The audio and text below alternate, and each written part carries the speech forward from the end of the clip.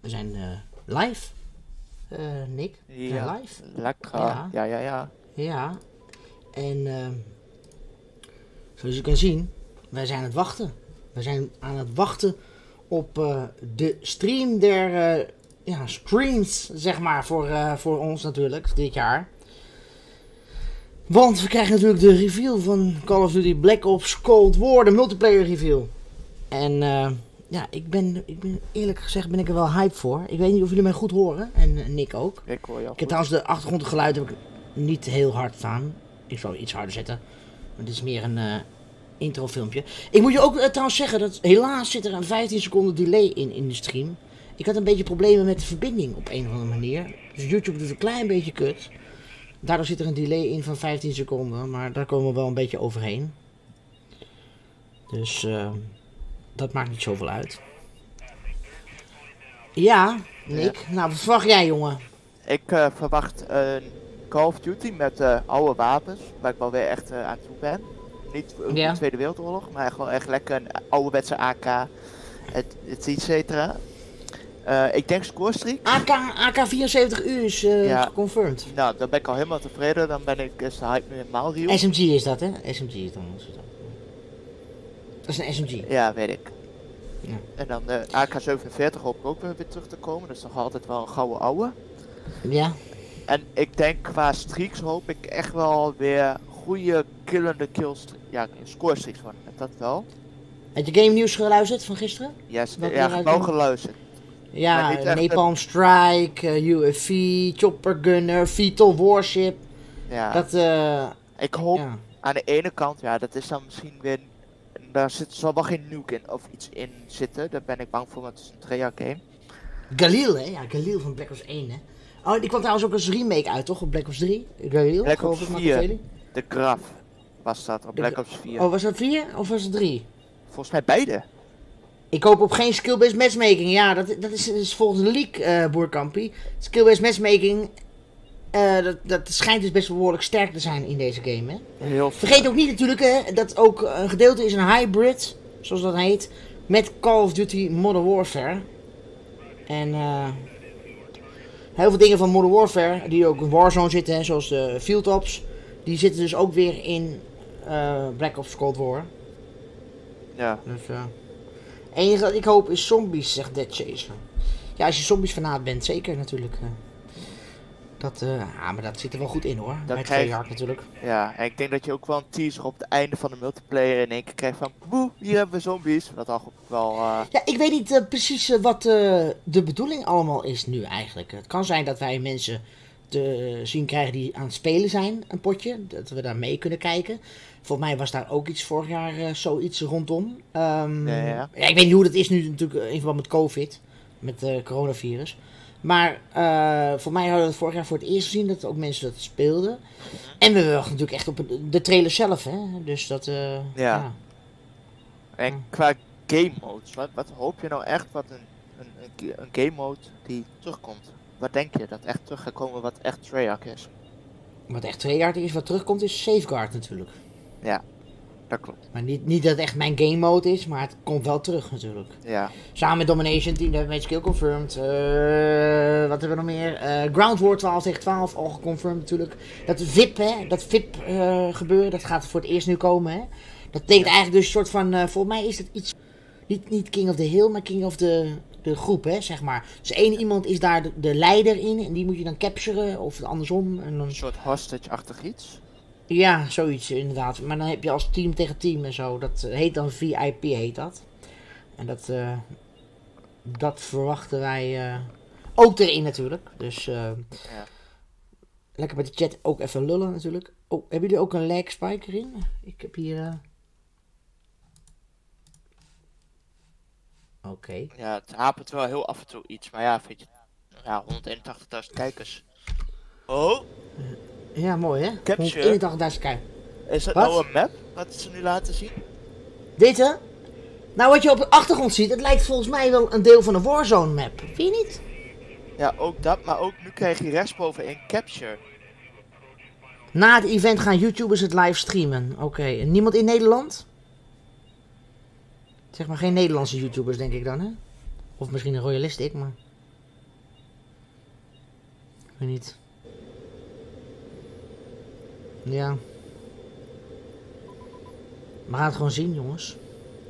Ja, maar als je royalistic doet, snap ik dat niet. Want dat is echt een Fortnite. Ja, ik kijk hem al niet meer, maar al nooit gekeken. Ja, maar die had een deal met Activision. Weet ik toevallig. Ja, oké. Dus het lijkt dit lijkt echt zo'n Warzone map, hè, op de achtergrond. Ja. Waarom? Ik denk dat ze nu al wat gaan leaken qua maps, omdat je net ook al een foto zag. Dat je Rasky kan streamen? Oké.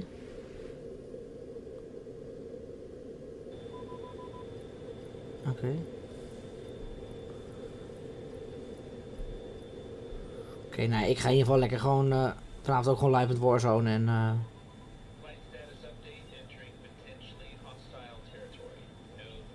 5,5 minuut ongeveer. Nice. Yep.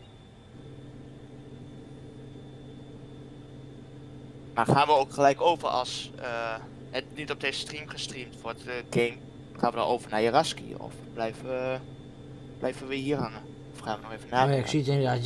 Jan kan dit exclusieve Call of Duty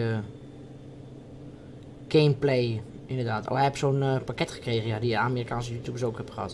Er zijn niet veel hoor, die dat gekregen hebben. Maar ja, dat betekent dus dat we zo meteen even kunnen kijken. Een beetje rond kunnen kijken hierin. En dat is leuk natuurlijk. Ik hoop wel dat je wel hier gewoon prestige als vroeger, ja. En het leukste is eigenlijk dat iedereen dat best wel leuk vond dat het eigenlijk niet meer kon, hè. Maar ik zei al toen de tijd van, ja, prestige is natuurlijk iets van... ja, prestige is natuurlijk iets van gewoon Call of Duty, wat altijd leuk is natuurlijk om dat te doen. Ik vind dus nu ook, dan haal je level 155 in een seizoen. Dan heb je eigenlijk, hè, toen had je al je streaks en dat et cetera. Dan kun je dat unlocken weer met je prestige token. En dan elke keer weer opnieuw, dat vond ik leuk. Maar nu heb ik zoiets van, oh level 155, nou ja, ik speel maar door, maar... Oh ja, Royalistic kan ook streamen, ja, zo te zien. 7:15. Dus we krijgen eerst gewoon echt de trailer te zien. Nou, dat is leuk in ieder geval dat wij dat gewoon kunnen bekijken. Dus Royalistic en Jaraski. Ik zei het toch al, die zullen het wel zijn. Dat had ik al verwacht namelijk. Maar ja. Ik ga nu naar Jaraski's huis toe. Hoe lang is dat rijden ongeveer? Hij woont in de hele stad, hij woont vlak bij mij eigenlijk nu. Nu weinig motivatie daarop doorspelen, ja. Dus ik kan me wel voorstellen. Mensen vinden prestige... Kijk, weet je, prestige vond iedereen zo onzinnig, hè, dat levelen. Er zijn ook mensen die gewoon echt leuk vinden om te levelen. Gewoon, zeg maar. Gewoon alles te unlocken. En ik vind het ook leuk trouwens. Ik vind het ook leuk om gewoon je wapendingen te unlocken en je camootjes te halen, toch? Het heeft wel wat. In deze game heb ik het wel minder hoor. Ja, hoe moet ik zeggen, met camo's halen en zo. Maar bijvoorbeeld in Black Ops, algemeen, Black Ops 4, Black Ops 3, waren camo systemen waren wel echt heel leuk om te doen, toch? Ja. Vond ik. En het was ook trouwens overzichtelijk hoe je iets kon halen. Ik vind het nou iets te onoverzichtelijk, moet ik even zeggen. Ja, maar ook, ik hoop dat ze deze game gewoon niet camper-friendly maken. Want bijvoorbeeld als je het over de camo's hebt, je hebt gewoon dat je 50 kills mounted moet maken. Dus wat gaat iedereen doen? Die de goud wil halen, of dan maskers, of de diamond versie in ieder geval van Modern Warfare. Je hangt altijd achter zo'n muurtje. Je hebt altijd mensen die zo'n muurtje erop te rijden voor een camo, ja. En het zijn er niet één, maar dat zijn er duizenden die dat doen. Ja, en dan maak je het camper-friendly, want je moet dat doen voor een challenge, ja. Ja. Ik hoop dat ze nu gewoon zeggen van, nee, flikker op, we gaan dit soort troep er niet meer in doen. Gewoon lekker weer 50 of 150 kills zonder attachments en zonder perks en zo. Ja, dat heb je wel hè, in Modern Warfare. Alleen het is gewoon, je hebt te veel met sliden erbij en dan weer ook met de leanen en dat soort dingen. Dat soort dingen, dus dat hoop wel je een goede Dark Matter camo, ja. Ja. Ik heb het nooit gehaald hoor, maar ik snap wel dat mensen daarvoor gaan. Vooral omdat je natuurlijk, ja, ik ben niet goed in snipen, dus dan ga je daar in ieder geval, dat ga je in ieder geval nooit halen. Ik? Nee, ik ook niet. Dus ja, spannend jongens, nog minder dan 2 minuten. Yep. Maar we gaan het zien jongens. Verwacht je het vliegtuig dat we nu zien, dat hij ook weer terugkomt? De Blackbird of iets in de richting van... Fetal Warship is geconfirmed toch? Fetal Warship. Ja, maar de... Chopper Gunner. Een 4-set-achtig iets, Blackbird-achtig iets heette. Dat je echt gewoon de Ghost... Het heette een hater toch in Black Ops 3? Ja. En een Blackbird heette het in Black Ops 1? Ja. Toch? Ja, zoiets was het ja. En dan de 4-set was Black Ops 2. Ja. En ze hebben 3 keer een andere naam gegeven. Ja. En 3 keer werkte hij ook wel iets anders hè, dan normaal. Ja, in Black Ops 1 kon je hem er niet uitschieten. Black Ops 2 volgens mij alleen met EMP. Ja. En 3 kon je hem wel eruit schieten, ja. geloof ik. Zoiets was het of zo. En 4 zat hij niet trouwens. Nee. Zo. Wel mooie beelden dit eigenlijk hè? Ja, hoe ze het hebben gemaakt. Want in principe lijkt het net alsof je naar een video van de NASA kijkt. Dat is net boven de atmosfeer, zie je? 45 seconden. Ja. Dus.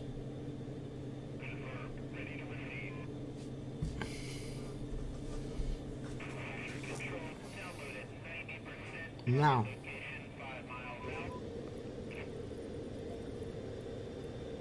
Hey, Nederland. Hey, map. Dit is een map. Het lijkt wel op Nederland. Zo kijkt het, weet ik even. Ja, dat lijkt wel circuit uit Kampwoord. Ja, jongens, we gaan het zien, jongens. 10. Hij telt ook af. 6, 5, 4, 3, 2, 1. Oh, let's go. Here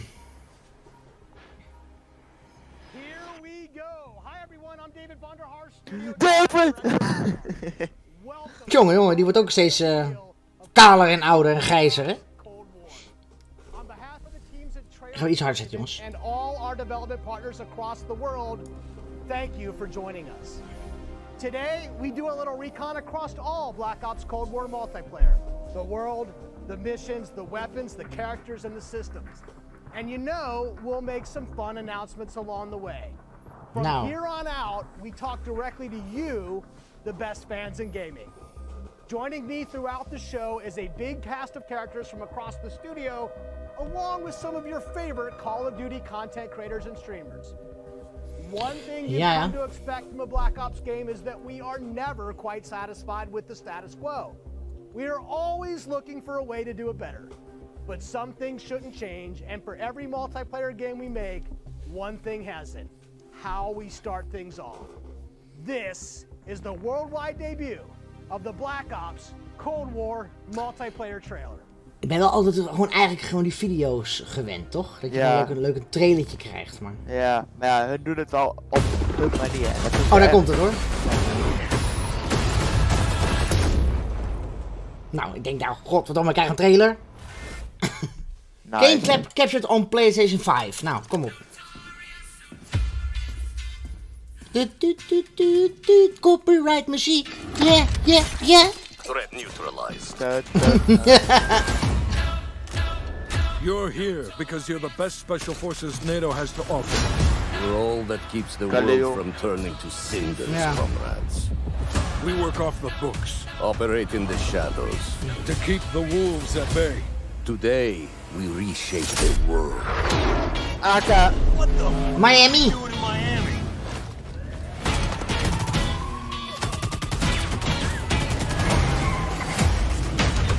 Let them come.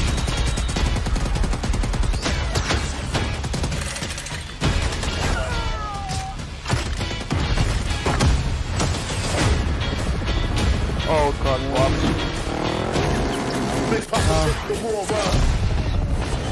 Zullen we daar goed in trailers voor maken, hoor?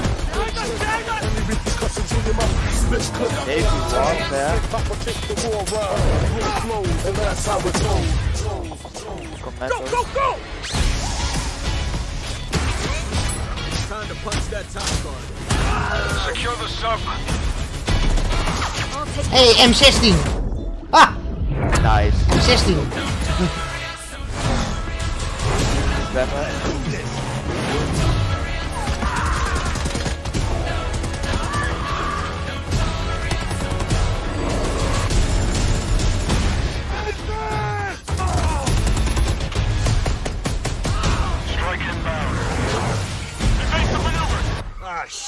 Stukken zijn wel multiplayer, buizig.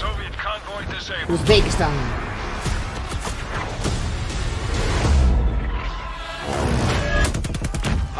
Ze maken het wel heel vet, hoor.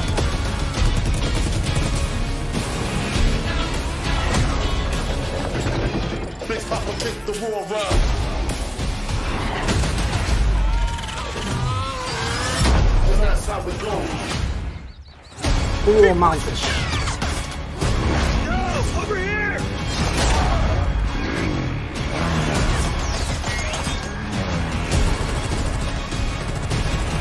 Ik wil een halve Battlefield, man.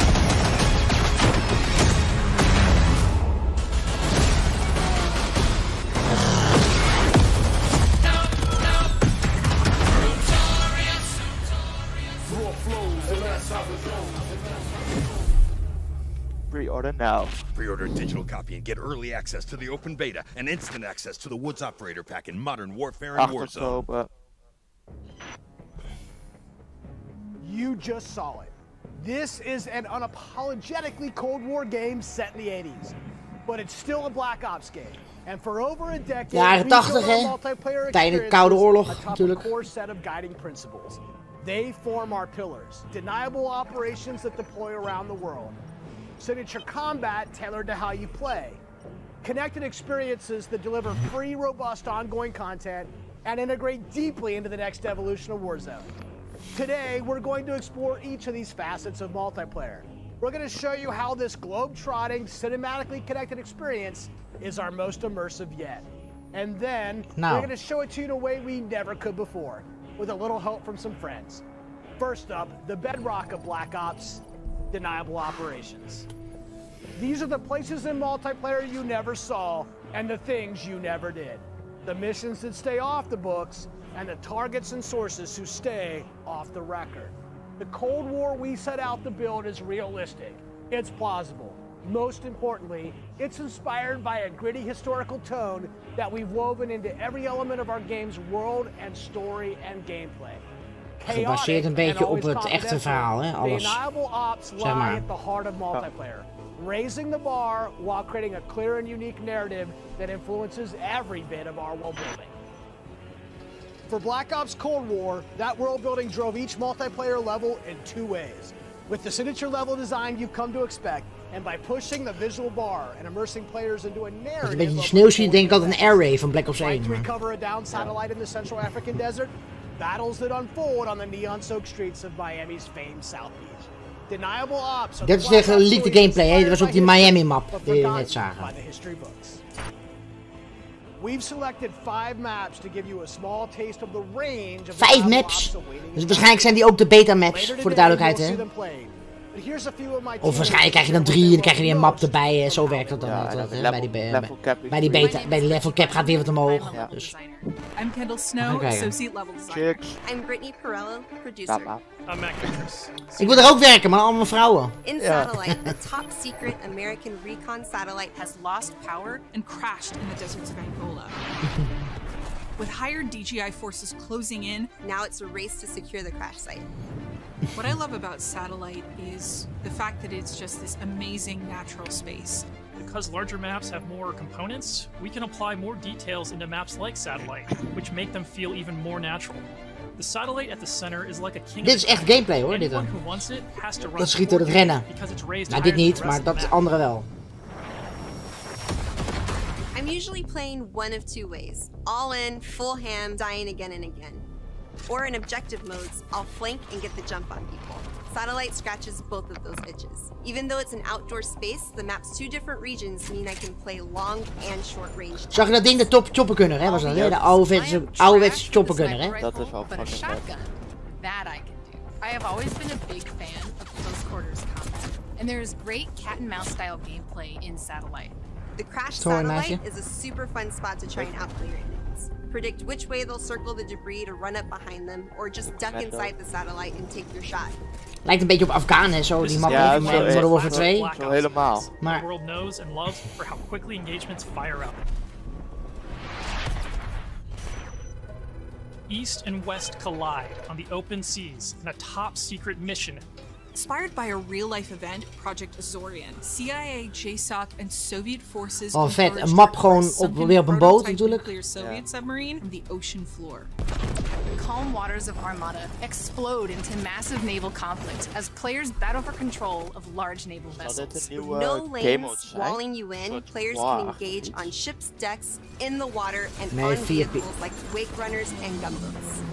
Armada is chaos in the best way. This really cool map that gives this amazing sense of exploration. There are so many little individual areas to find. Ga je zeggen dat we echt op boten kunnen? Ja. Your enemies and get the upper hand. Het lijkt nu meer een Battlefield als een Call of Duty, als ik eerlijk ben. A hidden safe house has been discovered right in the heart of the USSR, in the shadow of Moscow's opulent train station. With Spetsnaz dispatched, the area has gone hot. So the Moscow map is set in the dead heart of a big city. So you're wandering through these streets with a bunch of cars, and there's tall buildings on either side of you. There's this sense that you've been dropped into a point in history.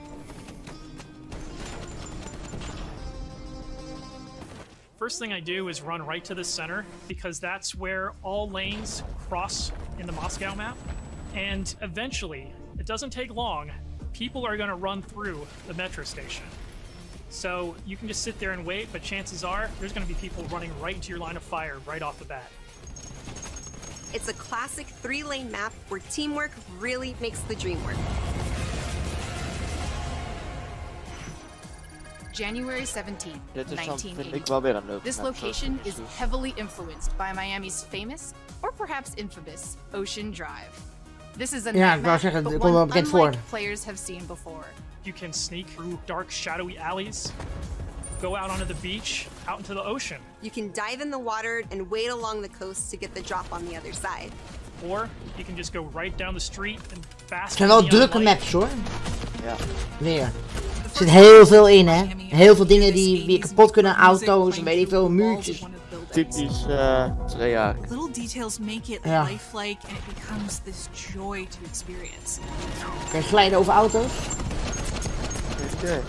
Basically, my goal is to never be on the main street in the center because that is sniper heaven and that is Brittany hell. So I always go and try to flank and get those snipers from the back. Our art and design teams worked really hard to bring the best possible night experience to the players. You'll see that play out when you sneak in the shadows on the beach or engage enemies. Ik heb ook een beetje Plaza gevoel, hè, toch altijd bij van Black Ops 2, de map Plaza. Met al die lichten en de cafetaria en zo. In Crossroads, NATO has learned a large Soviet missile convoy is on its way to the border. Dit heb ik dus weer een beetje, zoals ik zei al, Air Ray, hè, de map. Ja, Summit-achtig iets. Nah. It's one of our most cinematic maps with a boots on the ground feel that feels pulled from the campaign. Your team will want to hold down and protect its own outpost to guarantee access to one of these tanks. But infantry combat doesn't take a backseat in Crossroads, as natural terrain and foliage masks movements and provides tactical advantages. There's a bunch of snowmobiles when you first spawn, and it's a mad dash to grab one. And now, running people over with the snowmobile is my favorite thing to do. Och nee, natuurlijk voor die vrouw. Je kan met je sneeuwmobiel kan je mensen overrijden. Jee, leuk. Hi. Nee. The beaches of Miami, a frozen over lake, the open ocean. Our visual research department racked up miles visiting them all. Because if you're going to deploy around the globe in this game, that required them to do the same. The mission for our artist is absolute authenticity. Step one in that process is photo scanning thousands of real-world objects, terrains, and materials. Those assets ensure our upgraded, physically based renderer delivers the best-looking Black Ops yet. True 4K, high dynamic range with a true color and tone, ray tracing on systems that support it, photometric lighting courtesy of our Luminaire system, and overhauled contour terrain system. The result is gritty, it's believable, I dare say it's got ambience. Most importantly, it sets the perfect stage for multiplayer combat. On that note, here's Matt with more on the modes and missions ahead. We talked a little bit about where you'll play, but let's talk about what you'll play when you get there. In Black Ops Cold War, our classic game modes are returning and they're better than ever.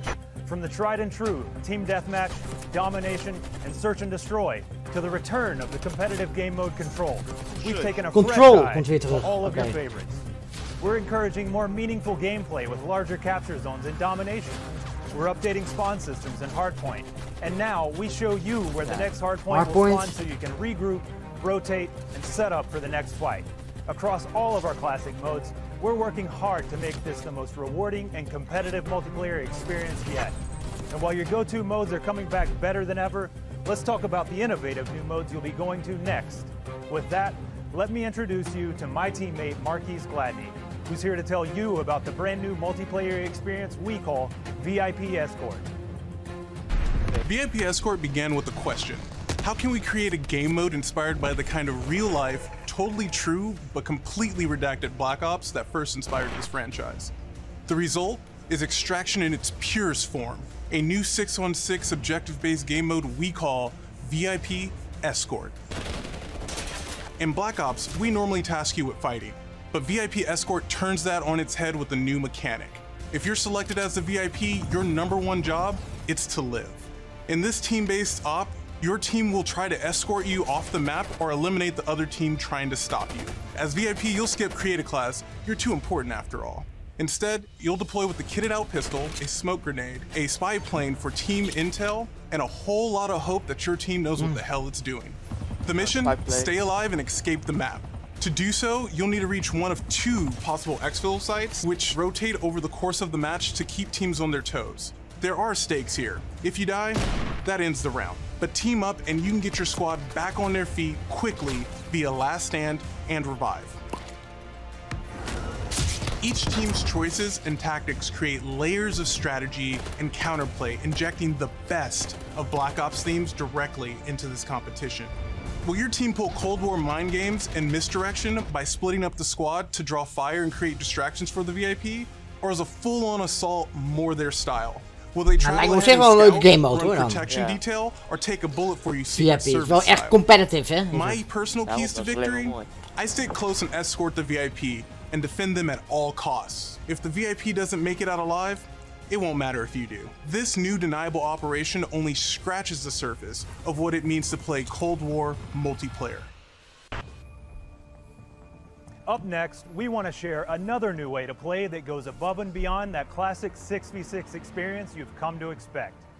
Combined Arms is where multiplayer gets bigger and badder, bringing together the best of multiplayer's large-scale battles by combining infantry and vehicular gameplay into a single cohesive combat experience.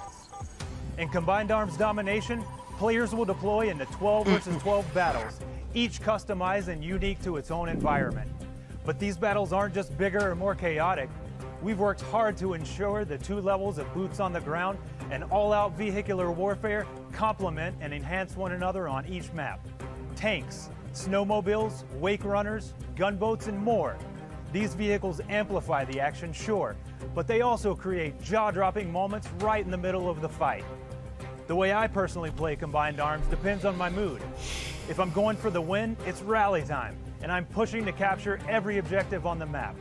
Whether that means loading up a gunboat on Armada or popping smokes so my team can cross the frozen lake in Crossroads.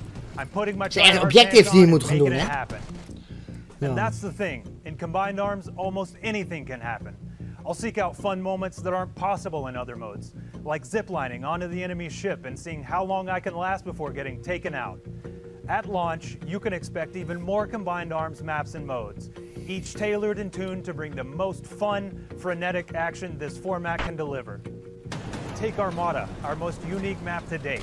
You saw earlier that the only life preservers on this sea-based map are your tactics, as each capture zone requires a different approach. Will you attack surgically with a 2-seater wake runner, gather your squad and storm the main ship?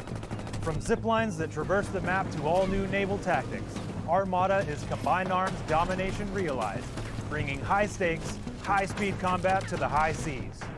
On Crossroads, you'll trade your wetsuit for a snowsuit, fighting for control of Soviet bunkers. Dat is wel vet hoor, dit dan, denk ik. With high-powered tanks patrolling the frozen lake and surrounding roads, you'll need to choose how to take on those snowmobiles. So whether you're hopping onto a snowmobile for a quick flank, or rolling up your sleeve and sticking on some C4. Ruben, Battle Royale, Warzone wordt gewoon meegenomen in de nieuwe Call of Duty. Warzone krijgt gewoon een nieuwe map. RPD, ja, LMG RPD zag ik ook, ja. Add up the work on your favorite classic game modes to the arrival of new modes like VIP Escort and Combined Arms Domination, and it all stacks up to our most ambitious multiplayer yet. One you can play any way you want and in new ways you never expected. If you're a Call of Duty League fan, we have a bunch of new stuff lined up just for you. Stay tuned. This may be a multiplayer game built for everyone, but these will be your deniable operations. And now, I'll turn it over to Tony to talk about what we mean when we say signature combat. Thanks, Matt. Now, a lot has changed for us since the first Black Ops game, from our development pipelines to totally new technologies. But some things haven't changed. Nick mag wel iets harder, Nick praat heel zachtjes. Black Ops games, we're more Nick hoor je gewoon, hoor ik gewoon. Keep honing in on that authentic, classic Black Ops feel, all while taking it to new Nick, praat eens. Ja. Now we know that ja. you, weet niet of je het gewoon hoort. More than just pointing and shooting. It's about how your operator moves ja, iets zachter dit dan. through your surroundings. Je kan Nick niet harder zetten. Geloof ik. Of wel? Oh ja, ik kan wel harder zetten. It's the sound of bullets storming past you. The rattle and bang. Nee, ik kan Nick niet harder zetten. Nou, moet ik dat zo even doen. We're back to plausible, authentic, boots on the ground combat. And that has allowed us to not only refine the game, but build on all the classic foundations of Black Ops. Heads-up gameplay, automated healing, and grounded movement.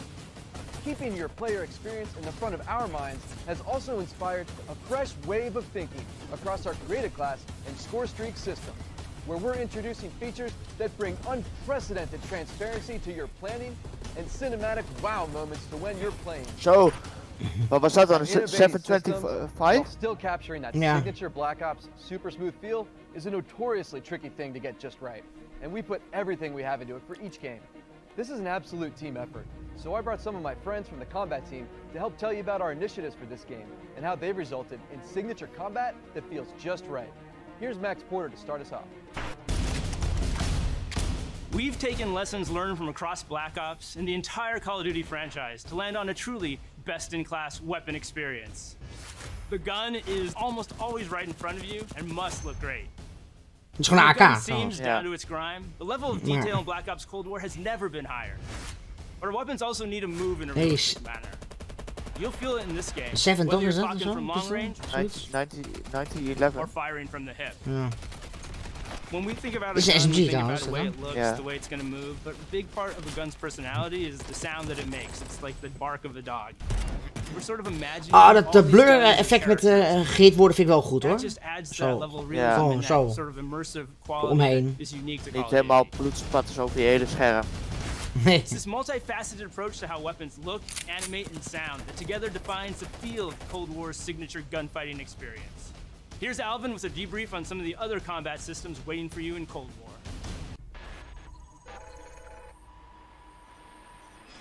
Let's talk about two of the most significant and impactful features of multiplayer. Create a class and score streaks. Kijk, dat zijn de belangrijkste dingen. Create a class in Cold War is to empower you without making trade-offs. This year, better starts with simpler. Create a class will be a slot-based system. No longer governed by allocations or the Pick 10 system, you will always boast a full class of primary, secondary, lethal, tactical, field upgrade, and a set of perks. Field upgrade items placed in the world to give your team an advantage. You can earn them solely based on time.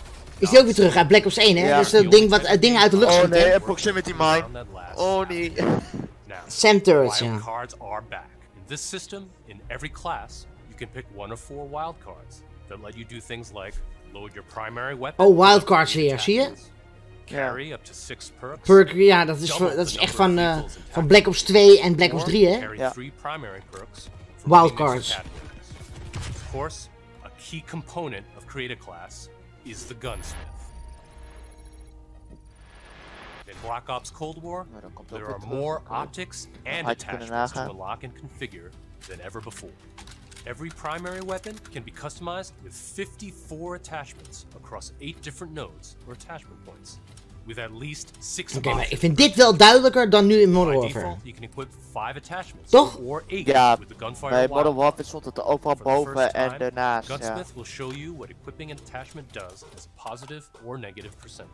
You can now build backwards, speccing out the perfect. Voor de kijkers jongens, like even de stream hè, voor mij hè. Doe dat eventjes jongens. This takes the guesswork out of the system and helps us on our never-ending quest to make the most balanced Call of Duty game you've ever played.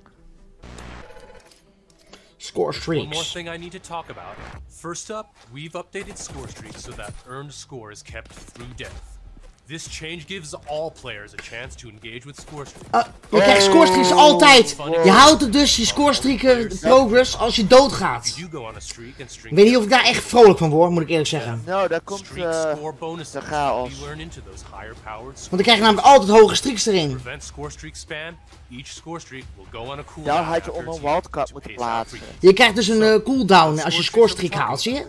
Well, your favorites are back, but we've also got a few surprises. Score streaks in Cold War can be used in all the classic ways. To aid in taking an objective, to save your team, to break up the pace of the game with a fun new experience. We've also tailored strategy into the system, as score streaks can often be neutralized with a counter score streak. And now I'll pass it over to Sunny to share more about Elke scorestreak kan gecounterd worden. How they move in Black Ops Cold War. Operators, dat is dus echt helemaal dus overkomen. Hè? Powerful. When you play as a Cold War operator, you won't just step into the boots of a highly trained precision instrument. Every movement will have a purpose. To increase the fidelity and feel of even the smallest elements, modelers, animators, and concept artists all work side by side, planning for every point of contact with every gun, every stance and position, every scenario. Thanks to increased dynamic bone counts, we've been able to enhance... Klinkt ook echt als Black Ops, hè, dat geluid van die wapens. Ja.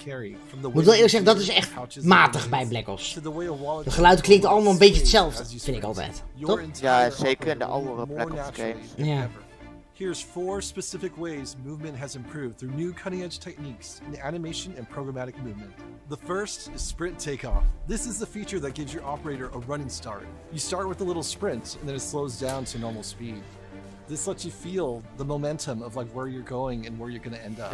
We wanted to preserve the fluidity and fun of an operator's ability to slide. In Black Ops Cold War, when you slide, you start and end in a crouch position in a believable way.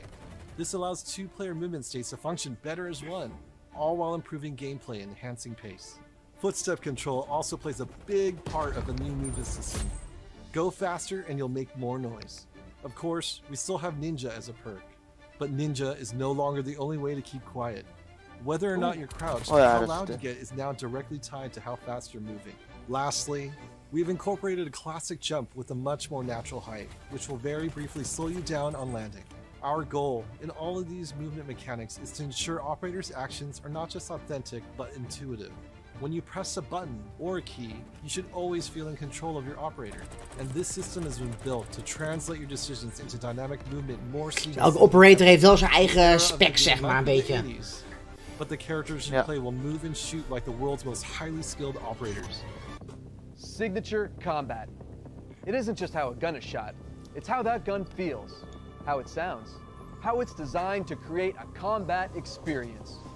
And combat isn't just about conflict, it's also movement. So the fluid ways in which your operators shift around the AO and carry the gear you outfit them in is just as important as the choices you give them.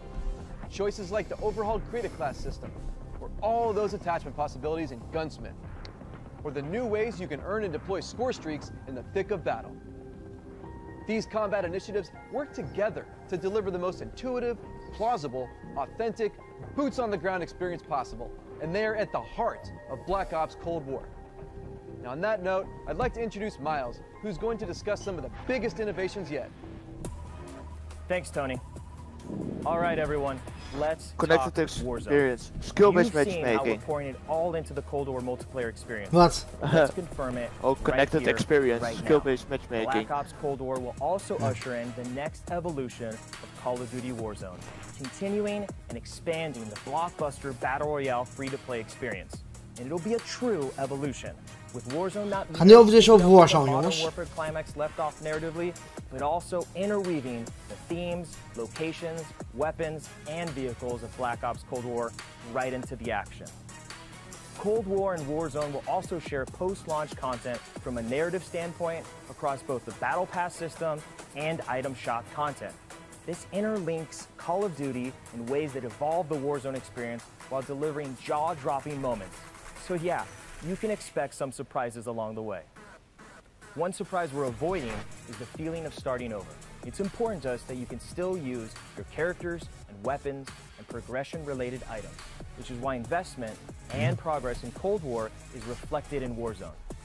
While these are two very big games, from the beginning they've been built to work together. Your player experience is everything to us. So we're making sure Black Ops Cold War and Warzone share progression, with much of your previously earned Modern Warfare content, from weapons to cosmetics, still available for use in both Warzone and Modern Warfare. We're collaborating with our studio partners across Call of Duty to preserve continuity while building a new chapter of Warzone that will immerse you into all Dus je kan dingen gebruiken uit Warzone nog steeds in Warzone van de vorige Call of Duty. Dat is wel goed gedaan op zich. Bepaalde camo's en zo en dat soort dingen. Ja. And all of Call of Duty will evolve in the year ahead.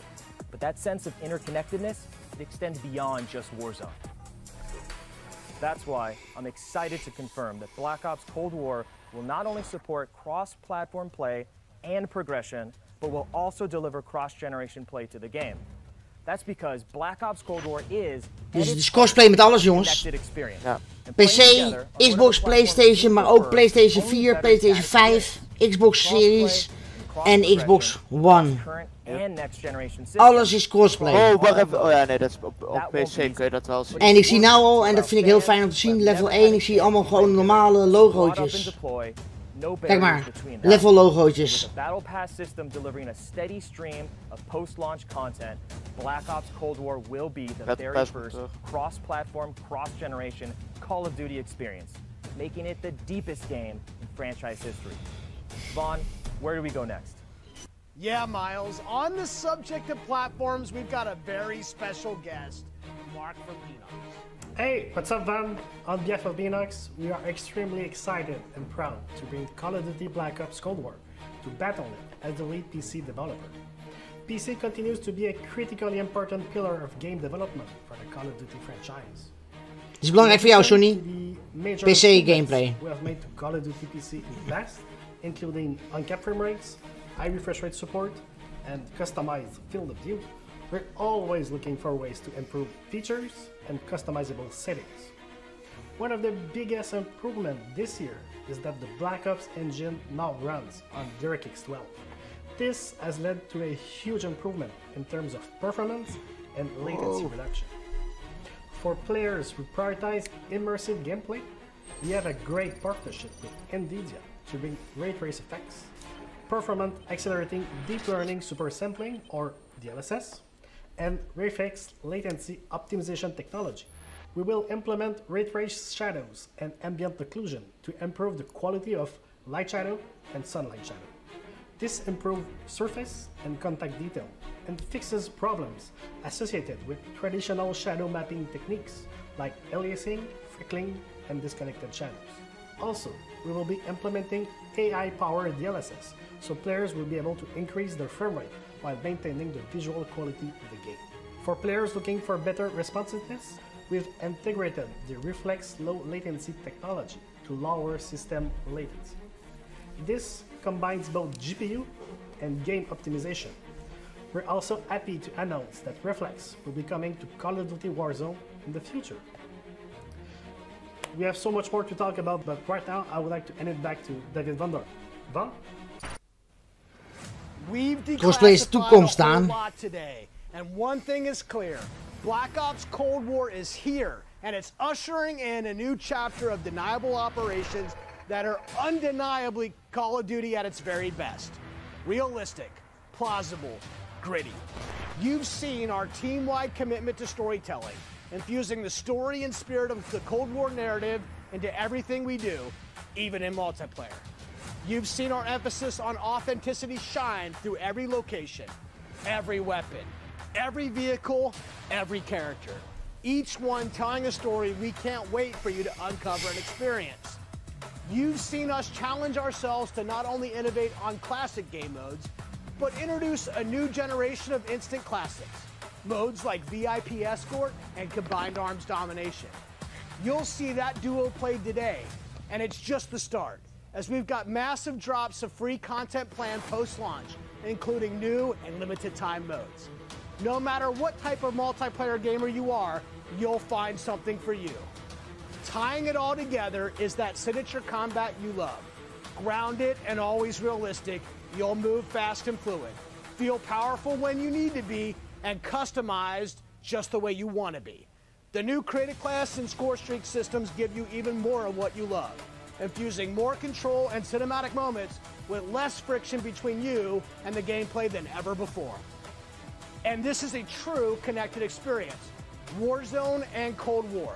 The events in one will impact the events in the other, expanding Call of Duty in new ways you've never seen before.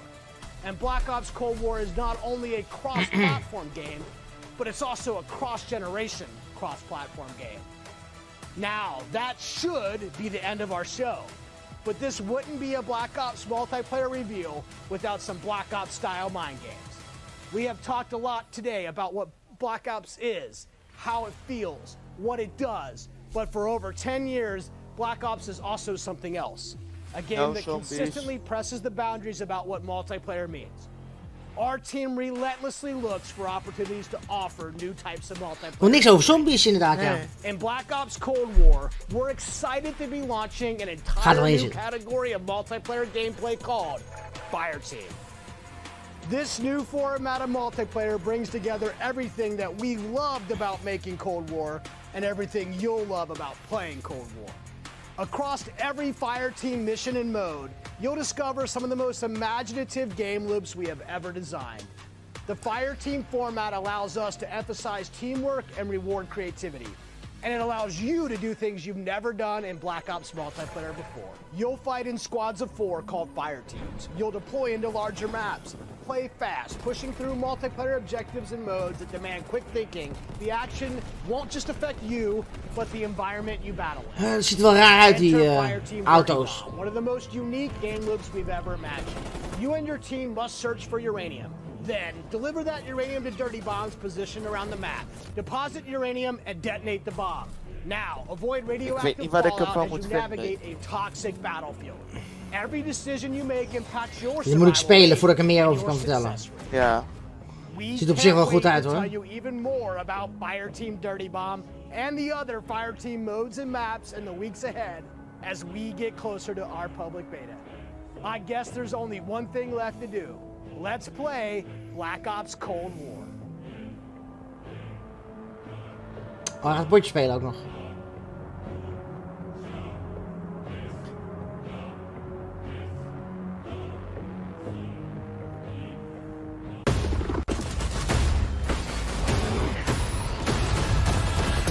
Nog een keer de trailer. Nee. Oh, ik moet het zeggen. Oh, jawel. Ja, nog een keer trailer, jongens. 1983, toen was het 3 jaar. Threat neutralized. You're here because you're the best special forces NATO has to offer. You're all that keeps the world from turning to cinders, comrades. Goed nummer ook, hè? Notorious. Goed nummer is dat. Keep the wolves at bay. Today, we reshape the world. What the fuck are we doing in Miami?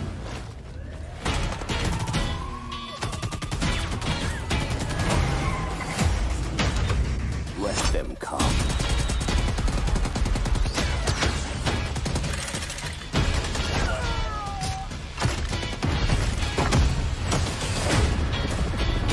Grenade launcher, hè? Zit er ook een.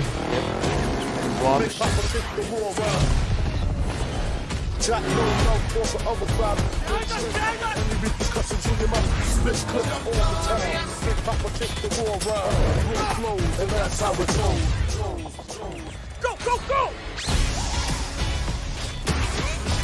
Time to punch that top guard. Secure the sub. I'll take care of this.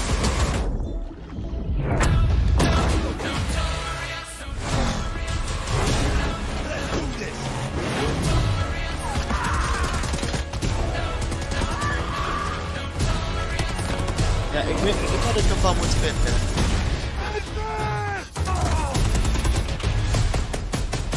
Strike inbound. Evasive maneuver. Ah, shit.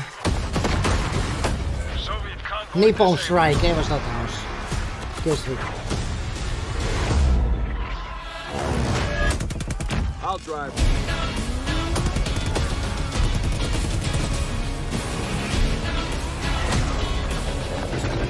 Big Papa kick the war around.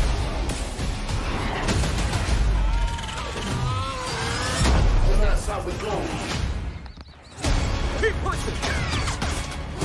Yo, over here.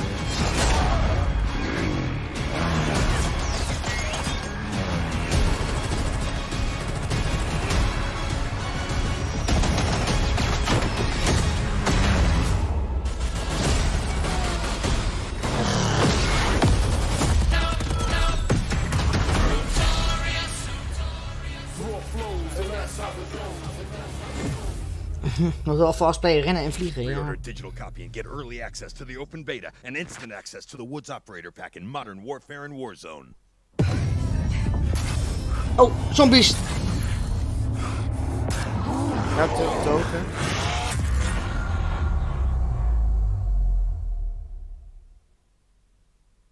Goh, we hadden het niet kunnen verwachten. Hoor.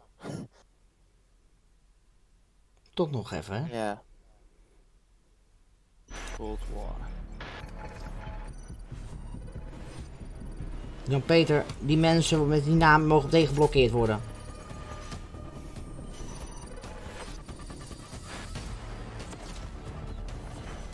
We zitten. Maar is het afgelopen, hè? Ja, volgens mij wel. Volgens mij is het nu een... Ja, 340.000 kijkers waren daar trouwens. Ander soort multiplayer ervaring, hè? Ja. Jaraski heeft een... Jaraski heeft een video geüpload. Gameplay. Hij kan wel... Hij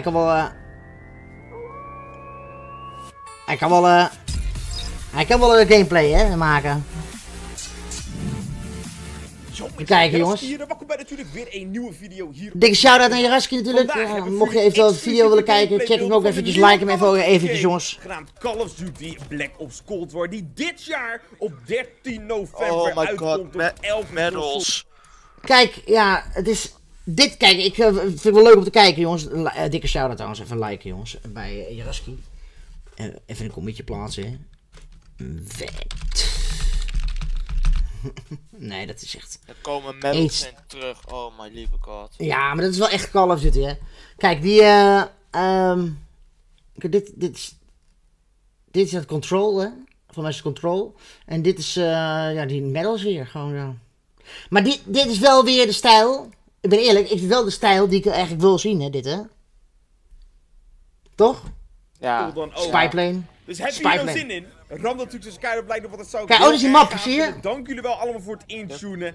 En ik heb hem al kunnen spelen. Ik heb hem al kunnen opnemen en vandaar dus ook deze exclusieve beelden.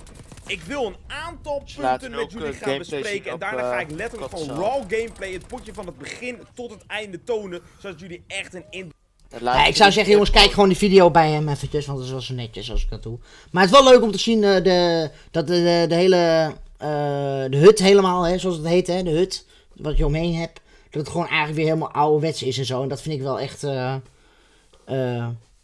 super mooi juist. Ja, die medals zijn echt Black Ops 3-4 medals, hè. Perfect toch juist, jongens. Dat zou ik zeggen, dus... Wel een ouderwetse minimap weer. Ja, ouderwetse minimap, hè, want die draait op. Want die was namelijk veranderd, hè, jongens, bij Black Ops 4, hè, die minimap, hè. Die was in eerste instantie weggehaald, toen later kwam die terug. En toen was die station, zoals dat heet. Hè, er was het alleen maar puntjes waren, toch? En je kon niet zien waar de mensen naartoe liepen en zo, dat soort dingen. Heeft hij verder helemaal niks trouwens geüpload? Hey. Hij heeft gewoon gameplay geüpload, zie je? Even kijken, Call of Duty nog wat? Take a look at what these guys are going to be starting off with. Dat is wel de Combined Arms Domination. Ze hebben nog wel wat beelden op de achtergrond. Wat hè? Dat is wat Jaraski laat zien, is Combined Arms. Combined Arms, ja. Thank you so much, Nameless. Yes, for the commentary. Myself and Big Merc. How you doing, buddy?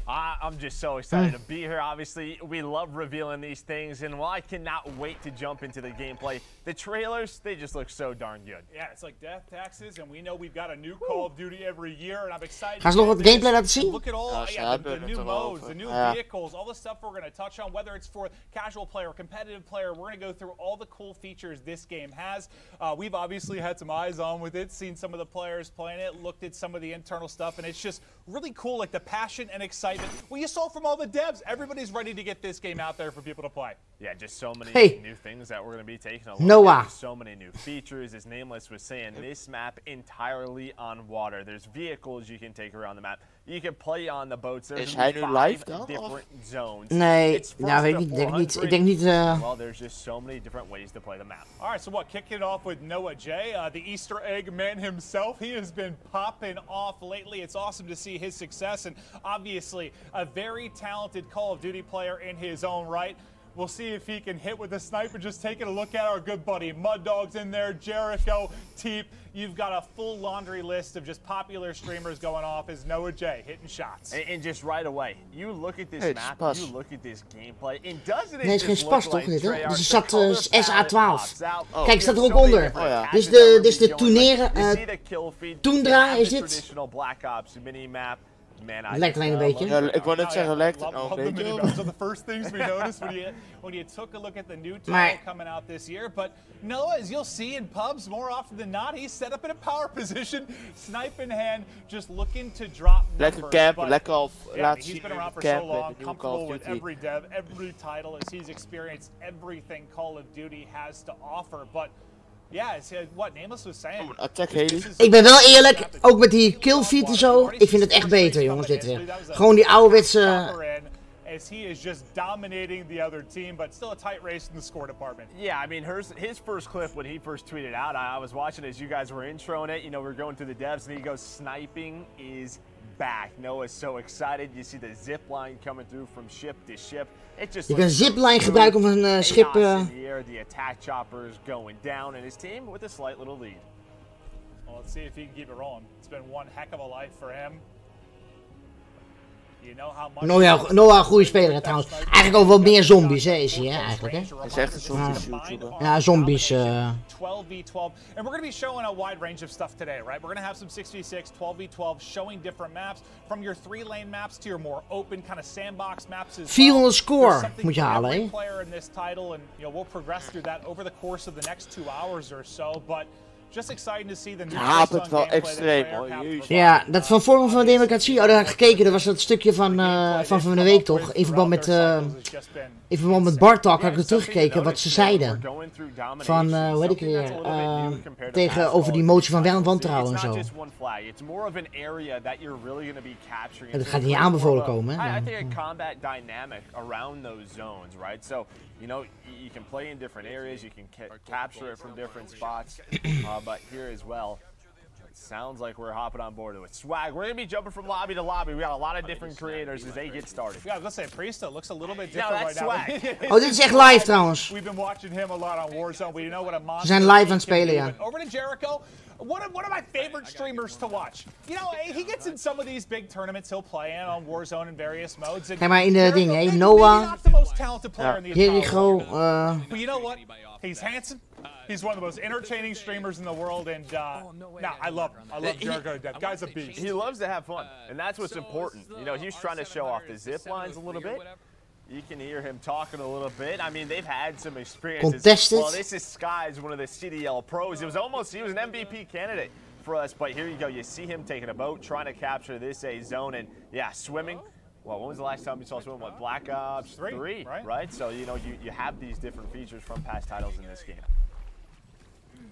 We'll see what he can do from the sneaky underwater positions, but yeah, just working the objective for now. As his team, I think, doesn't have a single cap as of now. But remember, we're going to be hopping through a variety of matches. There's a lot of players playing this, a lot of different streamers. If you're wondering why the score looks a little bit different, we're just hopping through a ton of different POVs and showing you guys how stuff is breaking down throughout the course of the day. As we go right over to Marksman, and he's in a boat looking to get busy. Yeah, you can see he's got a turret on him as well. Just right, you can hear that minigun go off later. Priesta, that's a nice headshot. Marksman, known for his search and destroy gameplay. He has been playing Call of Duty for so long since we've been involved. So great to see him involved today. Well, yeah, just patrolling the area right now with this boat. Well, Swag, he's getting aggressive. He's got the MP5, the classic MP5, and you can just hear Tim yelling. Yes, Tim. Ja, Royalistic begint trouwens nu met streamen. I'm also bald, and I know it makes life a little bit more difficult. But Tim, there is love out there for bald men like us, and you're an absolute beast. But yeah, are you surprised to see Swag with an MP5 in hand? No, looks to be very natural. Yeah, getting aggressive, right? You watch him play Warzone, he gets busy. Tim, on the other hand, you see the movement coming in. Yeah, a lot of these guys, they're used to Modern Warfare. It's going to take them some time to get used to the movement throughout the maps, and nice shots on it by Tim. He's rocking that assault rifle. Clip it and ship it. Well, it's going to be interesting too. You've seen like they talked a little bit about the score streak stuff and how it's going to work, right? That's going to carry on through death, and depending if you're getting a lot of kills within that one death, there's a multiplayer to work with.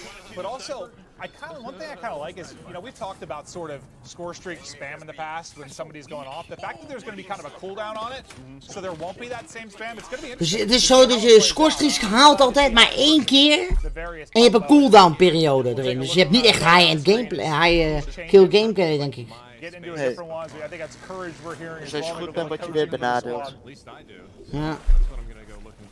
Drifter. Strategy around the zone. He likes to get in the water, likes to get busy, just trying to look around him, man. It just looks so darn good. Het is wel vet trouwens met die boot hoor, dat is op een of andere manier. Ja. I was actually thinking about that, like.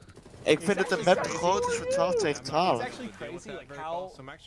Nou, valt wel mee hoor, het lijkt zo hoor. Dit is dus ground war hè, eigenlijk hè. Ground war 12 tegen 12.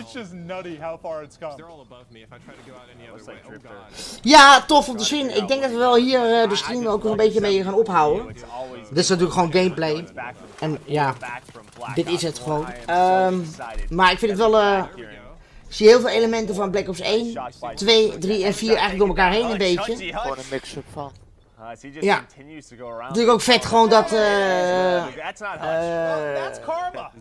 dat het gewoon ook een beetje gewoon ouderwetse stijl er is. Ik ben er wel blij mee eigenlijk. Dus benieuwd naar de beta.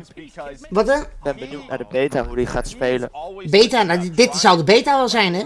Die ze spelen nu. Dat denk ik wel. Alleen dan mogen wij dat over een paar weken doen.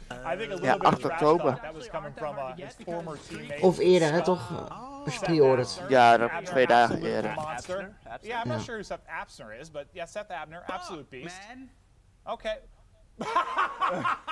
Lekker voor sQumm. Oh, wait. Oh, he was watching sQumm. Oh. He wasn't even playing. We were watching sQumm. That makes sense. That makes sense. Ze waren een andere YouTuber aan het kijken die een andere YouTuber aan het kijken was, ja. Dat is wel heel grappig, ja. Dat,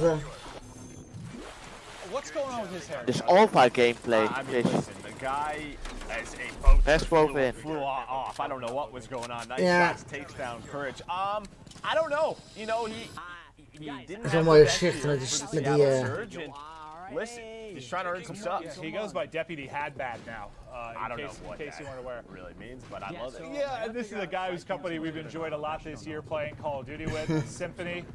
Absolute monster, one of the most talented Ambers I've ever had the privilege of playing with. The guy is long shot. And well, you can see het ziet er wel apart uit met die boot en zo. Hutch back in the boat. Back in the boat. Is just gonna get it. Oké, nou, ik denk dat ik hier de stream ga stoppen. Ja, die gaat gewoon nog even verder, jongens. Maar ik heb er wel zin in. Ik moet je zeggen, ik ben verbazingwekkend positief hier eigenlijk wel over. Als ik dit allemaal bekijk. Ja, de game modes, dan moet je nog altijd afwachten wat erbij zit en zo. Er zijn natuurlijk altijd game modes, hè, ik zal het even trouwens wat zachter zetten. Er zijn altijd natuurlijk wat nieuwe game modes die komen bij een nieuwe Call of Duty. En de ene is achteraf gezien is natuurlijk een hit en de andere is natuurlijk gewoon een flop. Daar hebben we natuurlijk meerdere keren in al die jaren hebben we ermee te maken gehad. Dus ja, op zich, dit is natuurlijk gewoon weer super vet. Als je hiervan houdt in ieder geval, ja, ik ben geen Ground War speler, maar als je ervan houdt, dan begrijp ik dat je het leuk gaat vinden.